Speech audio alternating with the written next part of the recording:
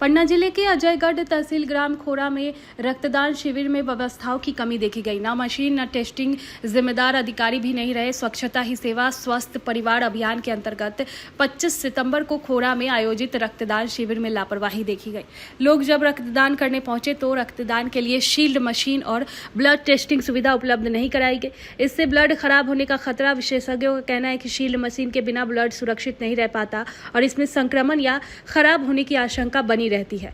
रक्तदान से पहले HIV, हेपेटाइटिस जैसे बीमारियों की जांच अनिवार्य है। टेस्टिंग सुविधा न होने से ब्लड सुरक्षित नहीं माना जा सकता। अब सवाल ये है कि बिना जांच और मशीन के शिविर लगाने का औचित्य क्या है। स्थिति को और गंभीर बताते हुए कुछ जिम्मेदार अधिकारी शिविर में उपस्थित नहीं रहे। उनकी अनुपस्थिति में से पूरे कार्यक्रम में अव्यवस्था और बढ़ गई। लोगों ने कहा कि विभाग केवल कागजों में अभियान चला रहा है, जबकि असलियत में तैयारी शून्य है।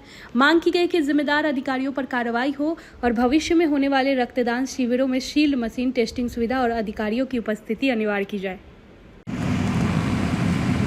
ये जो रक्तदान शिविर लगाया गया है, किस उपलक्ष्य में लगाया गया है? ये देश के माननीय प्रधानमंत्री श्री मोदी जी के जन्मदिवस पर 17 तारीख से 2 अक्टूबर तक सेवा पखवाड़ा जो चल रहा है, तो उसमें मानव जीवन में स्वास्थ्य का एक बहुत बड़ा अहम भूमिका है। और स्वास्थ्य में कई बार हमारे ज़रूरतमंद लोग रक्त की कमी होती है, जिसके कारण उनकी कई बार जान भी जा सकती है।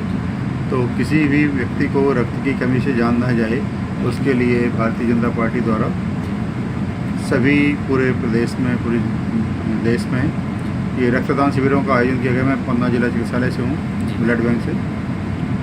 हमारे यहाँ बीजेपी द्वारा साप्ताहिक प्रोग्राम बना के भेजा गया कि आपको किस किस ब्लॉक में या किस किस उनके सेंटर में जाना है। तो आज यहाँ पे 25 तारीख को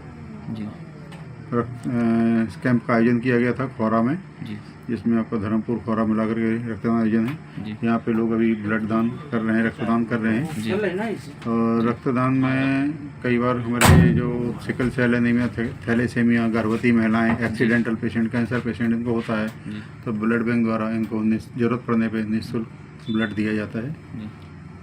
अच्छा, अभी मैं देख रहा हूँ जब से, तो जिसमें एक सील्ड मशीन आती है, तो वो आपके पास प्रोवाइड नहीं है क्या?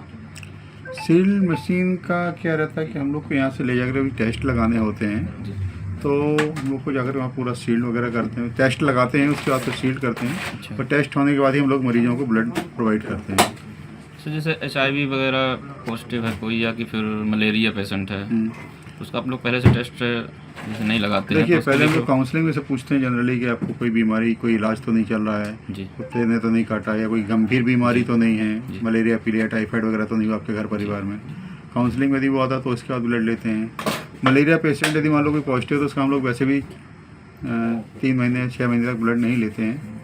HIV यदि वो बताता है कि हमारा कोई गंभीर इलाज चल रहा है, चाहे भले HIV हो या कोई भी गंभीर बीमारी हो, तो उसको हम लोग वैसे भी ब्लड नहीं लेते हैं। यदि किसी का हमारे कोई ऐसे टेस्ट हैं जो पॉजिटिव आते हैं, उसके हम लोग उनका पर्सनली उनको बड़े सेंटर में पहले कंफर्म कराते हैं, उसके बाद उनको जो उचित इलाज होता है वो सरकार द्वारा प्रोवाइड किया जाता है। और जैसे किसी का आपके सेंटर में जाने के बाद पॉजिटिव निकला, तो उस ब्लड को तो फिर उस ब्लड को हमारे यहाँ से डिस्कार्ड होता है। उस पेशेंट को हम लोग दोबारा जांच के लिए, मतलब पहले कंफर्मेटरी के लिए, फिर उसकी जो हायर सेंटर पे होते हैं, एलाइजा वगैरह की टेस्ट कराते हैं और उस ब्लड को डिस्कार्ड करते हैं, जो हमारी जैविक प्रक्रिया होती है उसके द्वारा अभी चल रहा है जी।